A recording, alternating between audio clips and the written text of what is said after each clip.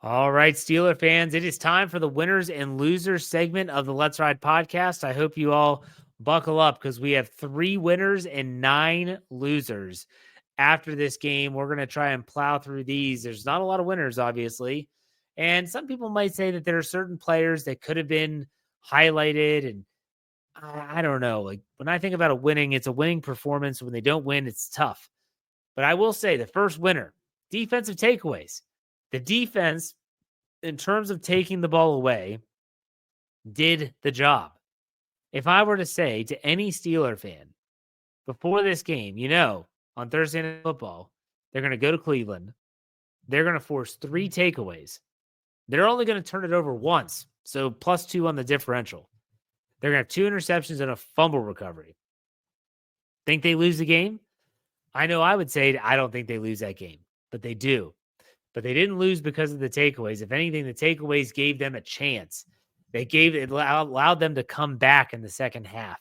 And even though the defense didn't stand tall when it mattered the most, the defensive takeaways are on the winners list.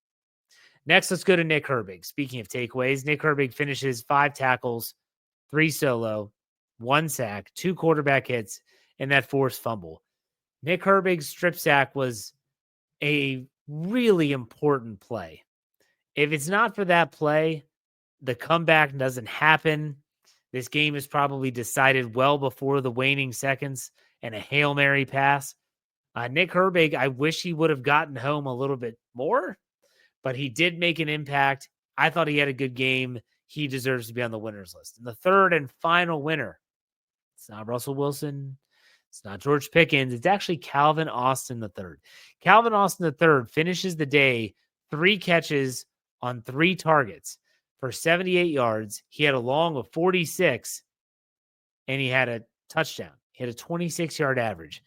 Calvin Austin III is a guy that a lot of people, I don't watch the film. I don't break down X's and O's. I'm not tuning into the all 22. I don't have time for that in my life. But for the people that do, people that I trust, there have been a lot of people out there that say, Jeff, this guy's getting open. He's getting open, and he's actually getting open with some regularity. So that makes me think, like, wow, really? Is he? Starting to pay off. They gave him a shot in Baltimore, against Baltimore, not in Baltimore, but in Pittsburgh against Baltimore. He didn't come down with that catch. He gave him chances again on Thursday night, and he made the play. So Calvin Austin III, good for him. Hits pay dirt once again. There's your winners for the game. Now let's go to the losers. Let's start with the losers. I could have said that the stat line was just Arthur Smith. The loser is Arthur Smith. I just chose to say play calling instead. So the reason I said play calling is I thought Arthur Smith had his worst game of the season from a play caller's perspective. There's just a couple things that they did that I still can't wrap my head around it. The 2-point conversion to have your team potentially go up a field goal. You throw a fade pattern.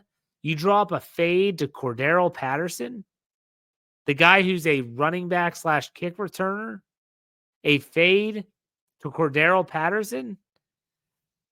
Maybe that was Russ's decision, but the fact that Cordero Patterson was running that route tells me all I need to know. Next, on that critical 3rd down, you have Justin Fields throwing the deep ball on 3rd down. The guy that hasn't thrown a pass since the Las Vegas Raiders game, which was, I believe, week 6. It's week 12, and you have him throwing it deep? Goodness gracious. What are we doing? That was awful. That was awful. People want to talk about conditions, lack of preparedness. The play calling in game was bad. All right, the next one were penalties. The Steelers were a highly penalized team, especially early in this game.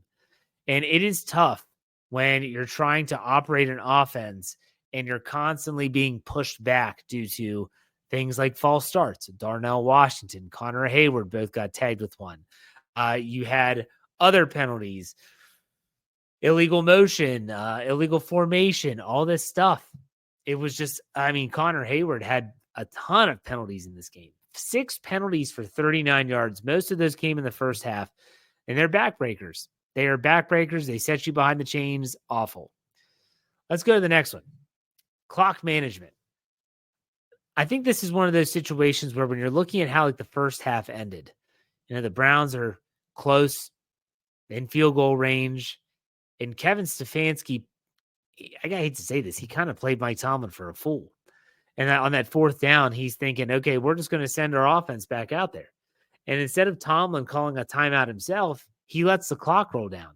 They didn't run a play.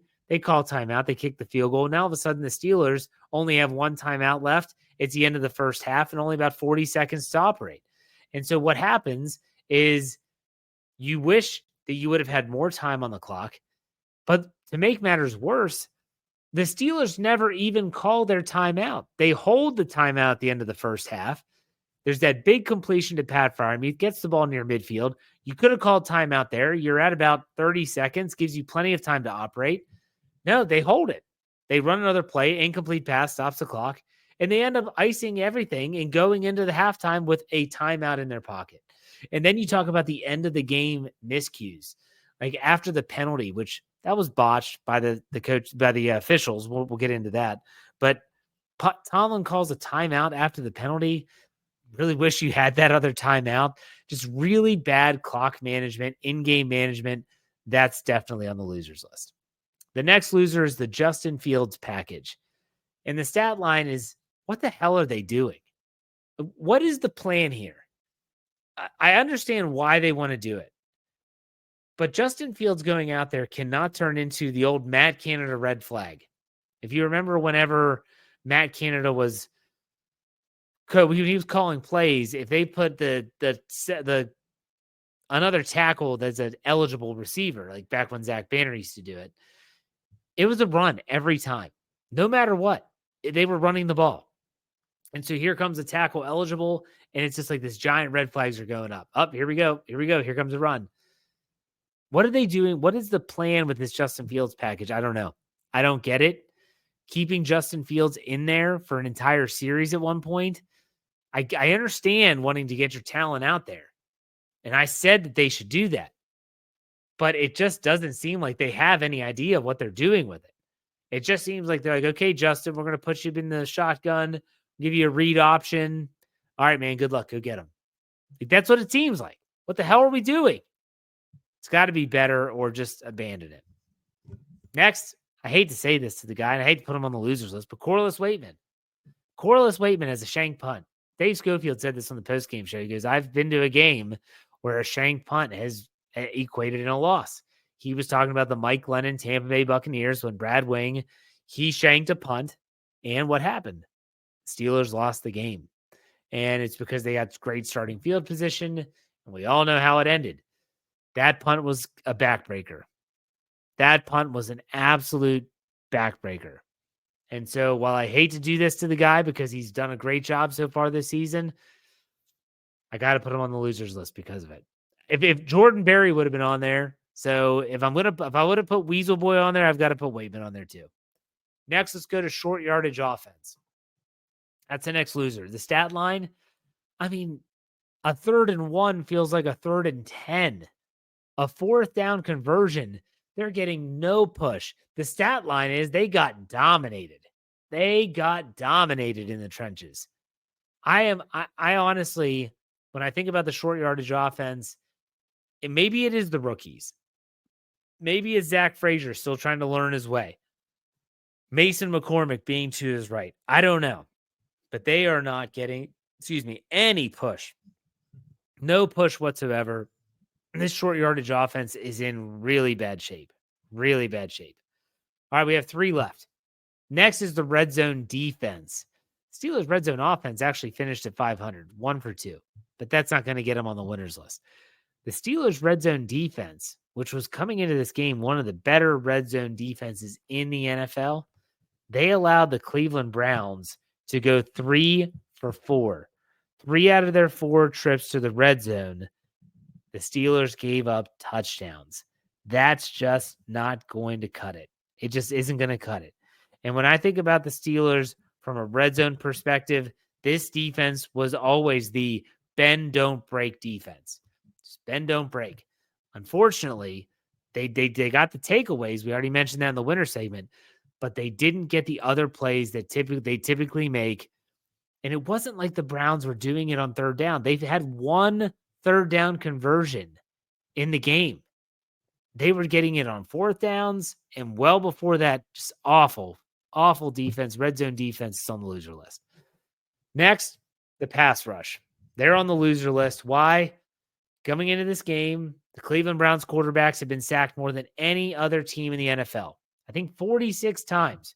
So you're thinking, heck yeah, let's do this. It's a sack party. Their tackles are all beat up and they're out of the lineup. You got Nick Herbig on one side, Justin Smith to fill in, TJ Watt. Let's do this. TJ Watt's going to have like 3-4 sacks. The Steelers have 1 sack in the game, 6 quarterback hits.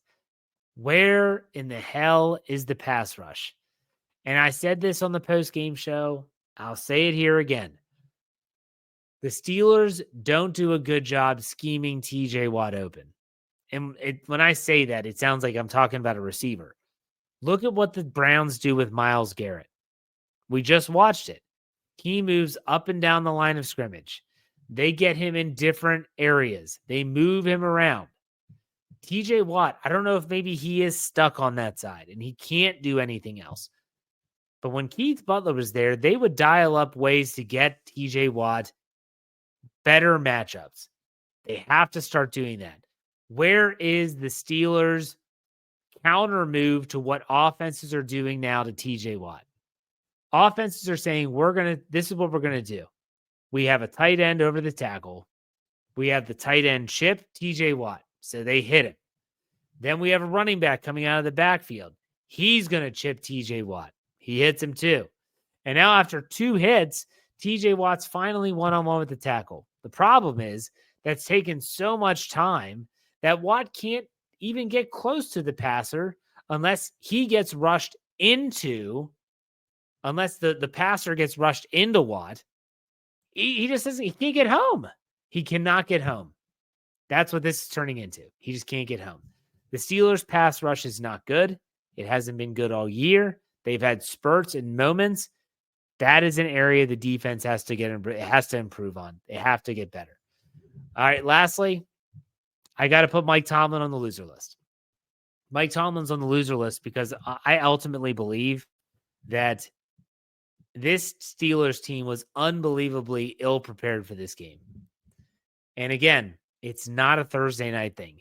The Cleveland Browns look more prepared. They had the same amount of time to prep for this game. And yes, I know about the travel and all this crap, but the Steelers didn't look buttoned up. They didn't look ready to play. They looked tired. They looked fatigued. I know that it's tough when they play after the Ravens.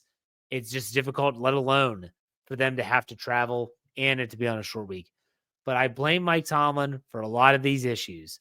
I blame him for things like how they handle the Justin Fields package. I absolutely blame him for the clock management issues. I really wish that he could get a better grasp on what in the world has to happen for these penalties to stop. He's the guy that is the ultimate in terms of it's his team. It's his team. And no, while he can't go out there and make the plays himself, he can't throw and catch and tackle and do all those things. He is in charge of getting his team ready. And what we saw was a team that wasn't ready. And that's how you lose, 24-19. So there you have it, folks. The winners and losers. Was really hoping this was going to be a fun, energetic show, and it wasn't.